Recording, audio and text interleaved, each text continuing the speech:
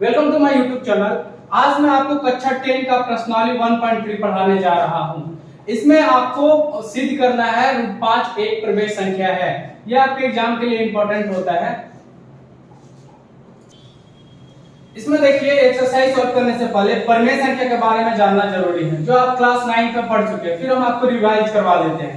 वैसी संख्या जिसे p/q के रूप में लिखा जा सके एवं q नॉट इक्वल टू 0 तथा p व q पूर्णांक संख्या है जिसमें एक के अलावा कोई घनिष्ठ गुणनखंड नहीं है। ये जो टर्म बता रहे एक के अलावा कोई घनिष्ठ गुणनखंड नहीं है, आप 9 में परिभाषा में नहीं पढ़े होंगे, तो ऐसा रहेगा तो इसे प्रमेय संख्या कहते हैं। तो ये क्या बोलना चाह रहा वो समझिए। जैसे एग्जांपल दिए 5/9, 5/9 एक प्रमेय संख्या, 16/29 माइनस 5/7 etc।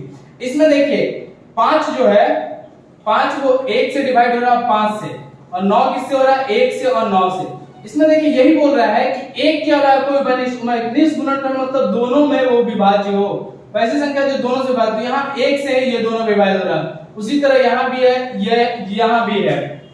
तो इसमें जो है प्रमेय संख्या में एक के अलावा इसको सहअभाज्य भी बोलते हैं, सहअभाज्य सहसंबंध भी बोला जाता है। ठीक है, इसके जगह आप वो चीज लिख सकते हैं। देखिए अप्रमेय संख्या वैसी संख्या जिसे p/q के रूप में नहीं लिखा जा सकता है, उसे अप्रमेय संख्या कहते हैं। उदाहरण √2, √3, √5। ये हम आपको ना ज्यादा एक्सप्लेन नहीं कर रहे हैं क्योंकि 9 क्लास में पढ़ा जा चुका है। अब चलिए हम आपको एक्सरसाइज 1.3 का जो क्वेश्चन उसको सॉल्व करते हैं। तो देखिए सिद्ध कीजिए कि √5 एक अप्रमेय संख्या है। इसे सिद्ध करने के लिए 10 क्लास में आता है। तो सबसे पहले इसको ये अप्रमेय को संख्या को क्या करेंगे, प्रमेय मान लेंगे, जस्ट उल्टा मान लेते हैं। तो यहां लिखेंगे माना कि √5 एक प्रमेय संख्या है।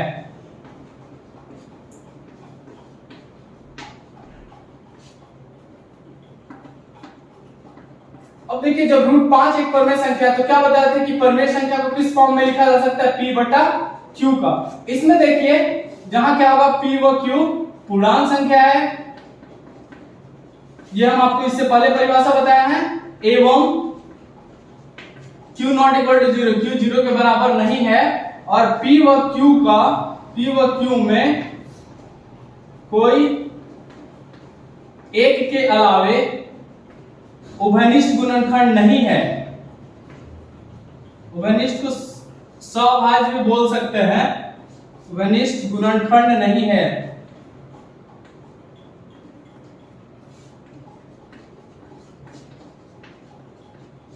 तो देखिए इसमें जो है ये परिभाषा याद रखिएगा, इससे अब ये बड़ा इजी से सॉल्व हो जाएगा। अब इसमें देखिए p जो है इसमें ना दोनों साइड वर्ग करेंगे, दोनों तरफ वर्ग करने पे, यहां लिखते हैं आपको दोनों तरफ वर्ग करने पे।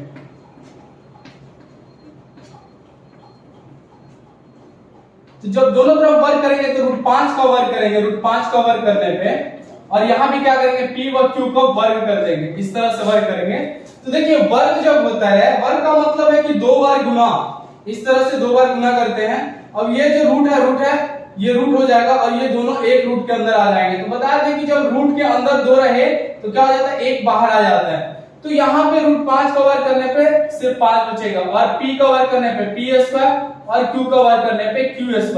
अब इसको क्रॉस ये डिवाइड में आने पे क्या होता है, दूसरे साइड ले जाते हैं तो मल्टीप्लाई हो जाता है। मींस आप लिख सकते हैं p² = q²। ठीक है, ये 5 रहेगा, 5q²। यहाँ पे देखिए यहाँ पे क्या है, यहाँ थोड़ा सा समझने वाला है। यहाँ पे परिभाषा लिखा और यहाँ पे कांसेप्ट समझिएगा। यहाँ पे ये बोलना चाह रहा है कि p² जो है p² 5 से विभाज्य होगा। ये समझिए, ये प्रमेय है, इसमें आपको पढ़ना है, ये समझा देते हैं थोड़ा सा। विभाज्य होगा इसीलिए इसमें p भी 5 से विभाज्य होगा, 5 से विभाज्य होगा। ये कहना क्या चाह रहा है, देखिए क्या पे समझिए, इसको थोड़ा सा समझाते हैं। p² जो बोले 5 से विभाज्य, देखिए अब इसमें क्या ये दोनों बराबर, ये देखिए 5 से विभाज्य हो रहा ना, राइट साइड 5 से विभाज्य हो रहा, तो इसमें वैसी संख्या होगा जो 5 से विभाज्य होगा, क्योंकि दायां साइड अगर राइट साइड अगर 5 से विभाज्य हो रहा है तो लेफ्ट साइड भी 5 से विभाज्य होगा। तो यही बोलना चाह रहा है इसमें कि p² 5 से विभाज्य होगा। और इसी में प्रमेय पढ़ना है कि जब स्क्वायर अगर विभाज्य होगा तो p भी 5 से विभाज्य हो गया। ठीक है, यहां तक आप समझ गए। अब चलिए आगे देखिए। अब यहाँ पे क्या करेंगे, p जैसे 5 लिए ना, तो यहाँ पे दिखाएंगे माना कि ये माना कि P इक्वल टू 5k, जहां k पूर्णांक संख्या है,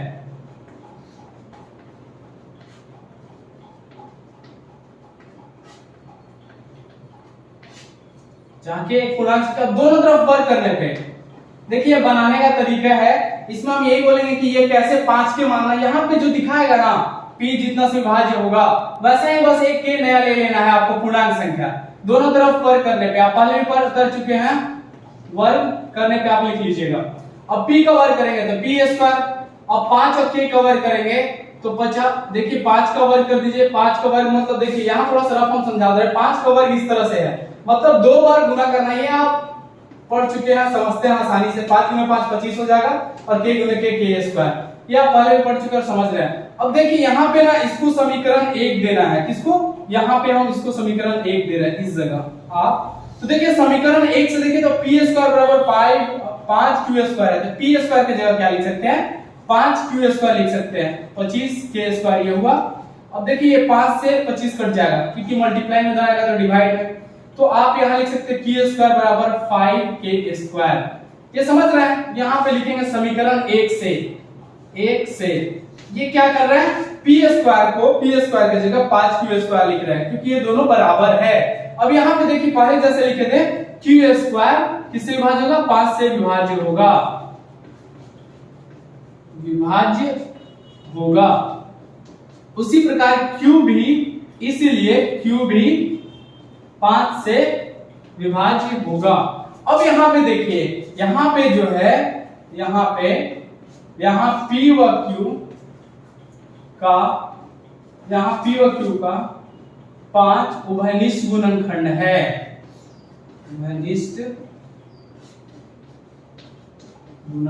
ये देखिए समझिए क्या समझाना चाह रहा हूं। अब लिखना क्या है, ये लैंग्वेज लिखने में बच्चे परेशान हो जाते हैं, यहाँ तक तो सब इजी से कर लेते हैं, आगे जो लैंग्वेज लिखने जा रहे हैं उसमें दिक्कत होती है। तो यहाँ पे देखिए क्या है, स्टार्टिंग में हम लोग जो परिभाषा दिख रहा था कि p व q का सिर्फ एक के अलावा कोई उभयनिष्ठ गुणनखंड नहीं है, बट यहाँ पे p व q का 5 भी हो गया, देखिए यहाँ p 5 से विभाज्य है और q भी 5 से विभाज्य है, मतलब p व q दोनों क्या हो रहा है, 5 से विभाज्य हो रहा है, जबकि हम लोग क्या माने थे, p व q जो है सिर्फ एक से ही विभाज्य हो रहा है, जबकि यहाँ पे सिद्ध कर दिए एक के अलावा 5 से विभाज्य हो रहा है। तो हम जो माने थे वो मान्यता गलत है, क्योंकि परिमेय संख्या में सिर्फ एक से विभाज्य होना चाहिए, उभयनिष्ठ गुणनखंड एक होना चाहिए, यहाँ एक संख्या और आ गया 5, तो हमारा मान्यता गलत है। यही हम लोग यहाँ लिखने वाले हैं कि यहाँ p व q जो है उभयनिष्ठ गुणनखंड, 5 उभयनिष्ठ गुणनखंड है, इसीलिए हमारा मान्यता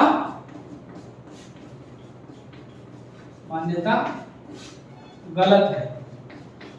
आप यहाँ पे लिख सकते हैं, जबकि हम जानते हैं कि, यहाँ पे लिख सकते हैं 5 उभयनिष्ठ गुणनखंड, जबकि हम जानते हैं कि p व q का एक के अलावा कोई उभयनिष्ठ गुणनखंड नहीं था। चलिए हम मेंशन ही कर देते हैं, जबकि p व q का एक के अलावे कोई उभयनिष्ठ गुणनखंड नहीं, कोई उभयनिष्ठ गुणनखंड नहीं है, ये परिभाषा में था, एक के अलावा कोई उभयनिष्ठ गुणनखंड नहीं था, लेकिन यहाँ 5 भी आ गया, इसलिए हमारा मान्यता गलत है। अतः यहाँ डायरेक्ट लिखेंगे, अतः √5 एक अपरिमेय संख्या है, यही सिद्ध करना था, संख्या है। इस तरह से आप यहाँ पे सॉल्व कर लेंगे, ये सिद्ध होगा। ये लिखने में थोड़ा प्रॉब्लम होता है, बट इतना डरना नहीं है, बस वही लिखे 5 इसमें दिखा दिए हम लोग, p व q किससे 5 से विभाज्य हो रहा है, जबकि यहाँ पे p व q को के अलावा, बस इसी चीज को आप समझ जाइएगा, इजी है और अपना लैंग्वेज यहाँ पे लिख सकते हैं। देखिए अब सिद्ध करना है, ये दूसरा टाइप का क्वेश्चन है, 3 + 2 एक अपरिमेय संख्या। तो इसमें भी वैसा ही करेंगे, माना कि 3 + 2√5 एक परिमेय संख्या है। इसको दो तरीके से हम आपको बताएंगे सॉल्व करने के लिए, संख्या है। तो देखिए इसको अगर परिमेय संख्या तो क्या लिख सकते हैं, 3 √5 बराबर p/q। अब देखिए इसमें क्या करना है, देखिए हम दो टाइप से बताएंगे, परिमेय संख्या में परिमेय संख्या घटाने पे आपको परिमेय संख्या मिलता है। तो यहाँ पे 3 प्लस में है तो दोनों साइड क्या कर रहे हैं, दोनों तरफ 3 घटा दे रहा है। आप यहाँ पे लिख लीजिएगा, ठीक है, दोनों तरफ 3 घटाने पे, दोनों तरफ 3 घटा रहे हैं। तो अब ये 3 ही क्यों घटा रहे हैं, यहाँ प्लस में 3 है इसीलिए 3 घटा रहे हैं। अगर 7 रहता तो 7 घटाते, 8 रहता तो 8 घटाते। अब ये 3 से 3 घट गया, अब 2√5 ये देखिए।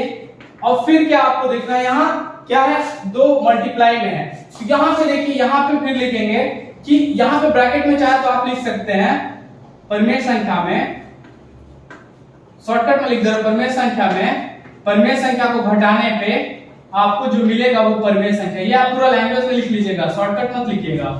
उसी तरह परिमेय संख्या में अगर परिमेय संख्या को गुना करते हैं, ये प्रॉपर्टीज है परिमेय संख्या का, तो आपको मिलेगा परिमेय संख्या। तो यहाँ पे क्या कर रहे हैं, यहाँ 1/2 से गुना कर रहे हैं इसको। 1/2 से क्यों, क्योंकि 2 को खत्म करना है। यहाँ पे 1/2 से ये 2 कैंसिल करने के लिए ऐसा कर रहे हैं। अब एक बायां साइड अगर 2 से गुना किया तो राइट साइड भी करेंगे तो इक्वल होगा। अब ये 2 से 2 कट जाएगा √5। तो देखिए इससे पहले क्वेश्चन में, अब देखिए इसके अकॉर्डिंग जो है हम आपको क्या बताएं कि परिमेय संख्या में परिमेय गुना करने पे ये भी परिमेय होना चाहिए और ये भी परिमेय होना चाहिए। लेकिन यहाँ ये जो है वो क्या है, ये परिमेय संख्या नहीं है, ये कैसी संख्या है, अपरिमेय संख्या। इससे पहले हम लोग सिद्ध कर चुके हैं, अपरिमेय संख्या। और ये जो मिल रहा है वो क्या मिल रहा है, परिमेय संख्या, परिमेय संख्या। तो देखो परिमेय और अपरिमेय कभी भी बराबर नहीं हो सकते, इसीलिए जो हमारा मान्यता है वो गलत है। तो यहाँ पे हम लिख रहे हैं कि यहाँ यही लैंग्वेज यहाँ पे लिख रहे हैं p/q - 3 1/2 परिमेय संख्या है, इसीलिए √5 भी परिमेय संख्या होगा, इसके हिसाब से होगा। लेकिन हम जानते हैं कि √5 एक अपरिमेय संख्या है। ये अपने लैंग्वेज लिख सकते हैं, बस समझ जाइए √5 एक अपरिमेय संख्या है, अपरिमेय संख्या है। अतः इसीलिए हमारा मान्यता जो है वो क्या है, गलत है। यहां लिखेंगे हमारा मान्यता गलत है। मान्यता क्या माने थे, परिमेय संख्या, मान्यता गलत है। अतः यहां पे लिखेंगे, अतः 3 + 2√5 एक अपरिमेय संख्या है। समझ गए, एक कंसेप्ट इससे एक और तरीके से बता रहे हैं। यहां पे देखिए, ये इस तरह से लैंग्वेज लिख रहा है। फिर से एक बार इसको समझ लीजिए। इसमें हम लोग परिमेय संख्या माने, परिमेय संख्या को परिमेय संख्या में परिमेय संख्या घटाने पे हमें परिमेय मिलेगा, मतलब ये भी परिमेय है और ये भी। फिर परिमेय संख्या में परिमेय संख्या से गुना करने पे परिमेय मिलता है। 1/2 इसमें गुना किए, इसमें गुना किए, ये जो रिजल्ट आना चाहिए था परिमेय आना चाहिए था। ये तो परिमेय है बट ये भी परिमेय आना चाहिए था। तो इसके जो हम लोग माने थे उस हिसाब से ये भी परिमेय और ये भी परिमेय। लेकिन हम लोग यहाँ देखें कि √5 परिमेय संख्या नहीं है, ये अपरिमेय संख्या, इसलिए हमारे मान्यता गलत है। जब गलत है तो ये परिमेय माने थे, इसलिए ये परिमेय ना होके अपरिमेय होगा। इस तरह से ये सॉल्व है। दूसरा विधि से इसको लोग सॉल्व करते हैं। तो देखिए इसको दूसरा विधि से परिमेय संख्या वैसा ही मानना है। अब यहाँ पे लिखेंगे, इसमें थोड़ा सा ज्यादा कंसेप्ट नहीं है, ये और इजी है। अब इसमें क्या है, ये प्लस में है, 3 को उधर लेके जाइए, ये p/q परिमेय संख्या है इस तरह से, और रूट यहाँ पे है ये मल्टीप्लाई, इधर जाएगा तो 2 क्या हो जाएगा, डिवाइड में, ये दोनों में रहेगा, इसको ब्रैकेट में लिख देंगे इस तरह से। अब यहाँ पे ये जो है वो अपरिमेय संख्या है और ये क्या है, ये परिमेय संख्या है, क्योंकि ये परिमेय था, अपरिमेय में परिमेय घटाइए, गुना कीजिए, आपको क्या मिलेगा, परिमेय संख्या। तो परिमेय और अपरिमेय कभी बराबर नहीं हो सकते। इस तरह से फिर आगे जो आपको लिखवाए थे, क्या √5 परिमेय होना चाहिए, ये परिमेय है इसलिए ये भी परिमेय होना चाहिए, जबकि हम जानते हैं कि √5 एक अपरिमेय संख्या है, अतः हमारा मान्यता गलत है। परिमेय माना कि ये परिमेय नहीं है, क्या है, अपरिमेय है। इस तरह से ये सिद्ध हुआ। देखिए 1/√2 है, इस तरह का जब क्वेश्चन आए तो इसको परमेयीकरण करते हैं। परमेयीकरण में क्या हो जाएगा, √2 गुना करेंगे तो क्या हो जाएगा, 2, दोनों एक घर में आएगा, एक निकलेगा। अब देखो इसको ना मान लेंगे p/q के रूप में, ठीक है, इसको बस हम आपको समझा दे रहे हैं क्वेश्चन, लिखना पहले के पैटर्न में। इसको मानेंगे p बाई क्यू के रूप में, तो इस तरह से हो जाएगा इतना बराबर p बाई क्यू। अब इसमें क्या करना है, 2 से गुना करना है। हम लोग जानते हैं परिमेय संख्या में लिखेंगे, परिमेय संख्या में परिमेय संख्या को गुना करने पे क्या मिलता है, परिमेय संख्या मिलता है। तो यहाँ 2 क्यों गुना कर रहे हैं, ये 2 को कैंसिल करने के लिए देखिए रूट 2 है, यहाँ पे 2 गुना कर दे, लेफ्ट साइड अगर कर रहा है तो दाया साइड भी 2 से गुना करेंगे। यहाँ 2 से इसलिए कर रहे हैं क्योंकि ये और ये कैंसिल हो जाए। अब ये आपका आ गया रूट 2 और ये आ गया इस तरह से, इसको आप 2pq लिख सकते हैं। अब देखिए ये जो है परिमेय संख्या, अगर इसको मानेंगे, यहाँ पे लैंग्वेज लिखिएगा, लैंग्वेज हम नहीं लिख रहे, सिर्फ समझा रहे हैं। तो लैंग्वेज लिखेंगे तो यहाँ पे क्या हो जाएगा, ये भी परिमेय संख्या और ये भी परिमेय संख्या होना चाहिए। लेकिन हम जानते हैं कि रूट 2 कैसा संख्या है, अपरिमेय संख्या। वही जो लैंग्वेज लिखे थे आपको इससे पहले क्वेश्चन में, सेम वैसा ही लिख दीजिएगा। इसी प्रकार यहाँ 7 जो है 7 5 इसको जो है 7 और 5 रूट 2 7 रूट 5 है, तो इसको भी p बाई क्यू मान लीजिएगा कि ये परिमेय संख्या तो इस फॉर्म में होगा। अब इसमें 7 जो है इसको हटाना है, क्योंकि ये रूट वाला तो आपको पता है कि यह परिमेय होता है, तो दोनों तरफ 1/7 से गुना कर देंगे, तो ये आपको क्या हो जाएगा, ये 7 से 7 कैंसिल होगा। अब देखिए रूट 5 जो आप पहले से परिचित है, बस उसी को काम करना है कि ये देखिए रूट 5 पहले से आप जान रहे हैं, अकेला इसको करना है, इसके साथ जितना भी होगा इसको हटाना है। तो अब ये जानते हैं कि ये परिमेय संख्या है, इसलिए ये भी परिमेय संख्या होना चाहिए। लेकिन हम जानते हैं कि रूट 5 क्या है, एक अपरिमेय संख्या। इस तरह से अब देखिए ये जो बताया था दूसरा नंबर क्वेश्चन, उसी प्रकार से इसमें थोड़ा सा अलग है। अब इसको देखिए समझा देते हैं। 6 प्लस रूट 2 5 है, इसको p बाई क्यू लीजिएगा। अब इसमें क्या है, प्लस रूट 2 तो अपरिमेय जा रहा है, मतलब प्लस 6 ज्यादा है, तो दोनों तरफ क्या होगा कि -6 कर दीजिएगा। दोनों तरफ p बाई क्यू है, -6 कीजिएगा। ये 6 से 6 कटेगा, ये रूट 2 और ये हो जाएगा p बटा क्यू -6। फिर वही लैंग्वेज जो आपको लिखे हैं, ये परिमेय संख्या इसलिए ये भी परिमेय संख्या होना चाहिए। लेकिन हम जानते हैं कि रूट 2 क्या है, एक अपरिमेय संख्या है, इसीलिए हमारा मान्यता गलत है। अतः 6 प्लस रूट 2 एक अपरिमेय संख्या है। इस तरह से ये जो प्रश्नावली